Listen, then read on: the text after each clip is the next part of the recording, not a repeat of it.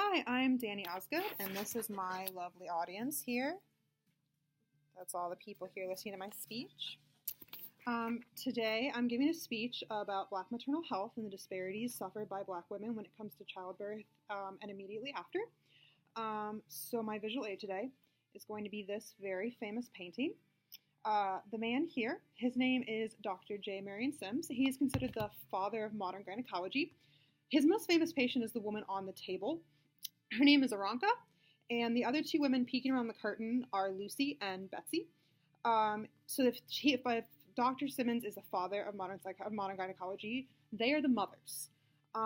His records show that these three women underwent almost 19 surgeries each in under 13 years to repair a fistula, which was a common condition back in the day. Most of these women were gone under the surgery without any anesthetic. We can therefore argue that obstetrics was built from the bodies of Black women. And even today, there's inequalities that are failing them that have continued on from slave times. There's pervasive myths such as Black women do not feel the same amount of pain as white women, and they can tolerate higher levels of suffering. They also experience higher infant mortality, and they see worse outcomes regardless of the condition across the spectrum of the American medical sphere. We also, as Americans, have the highest rate of maternal mortality in the world. We are higher than any other developed nation, and Black women are even higher than those. So they are 2 to 3 more times more likely than a white woman to die or suffer a life-threatening condition, which we refer to as the morbidity rate. Being a medical provider in the past means that I've seen firsthand a lot of these inequalities, so we're going to talk about them. So the point of the speech today is going to be to educate listeners about maternal health crisis, the factors driving it, and what we can do to address it.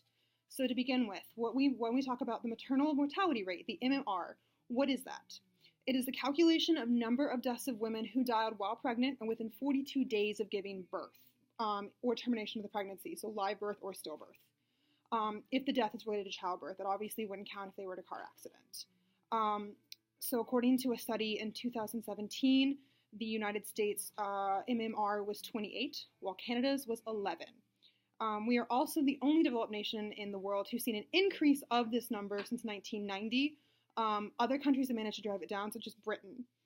And for every mother who dies, another 70 mothers suffer this morbidity, which is a life-threatening or near-death complication. And when we break these factors down by race, it becomes even more alarming.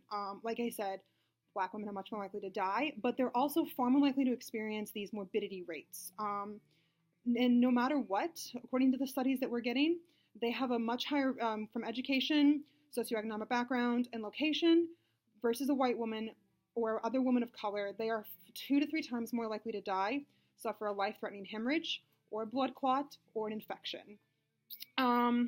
So why is this? If it isn't because they're poor or they're unhealthy, why are they suffering these rates? Well, it seems to be a condition called weathering, which is the stress experienced by Black women because of systemic racism and sexism intersecting creates this pattern of premature aging. And a woman who spent her whole life researching this, Arlene Ginermos, issued a seminal study in 2006 coining this term and describing its effects. So when you look at the biological cellular level, Black women who are 40 appear 10 years older than white women who are 40 at a cellular level. So this means that these complications, which a lot of times are related to age, are seen in much younger Black women than they would be in a white woman or a Hispanic woman or any other woman. So then what can we do? North Carolina is actually the only state in the country to actually drive down the racial gap that persists between Black mothers and white mothers.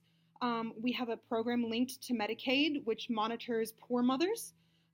It links them up with services, helps them with diet, and gets them more regular monitoring, regular visits, both before and after birth. However, the number for white women has not gone down as much as the number for Black women. It's still pretty persistent, and we do still have a high rate.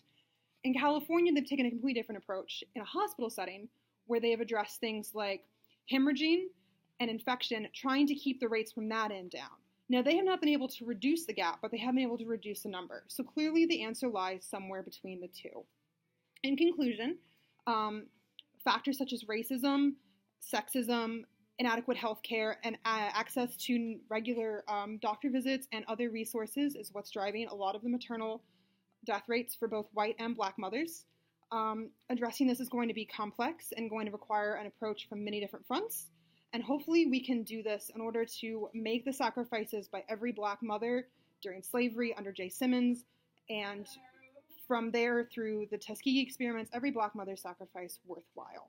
Thank you for listening.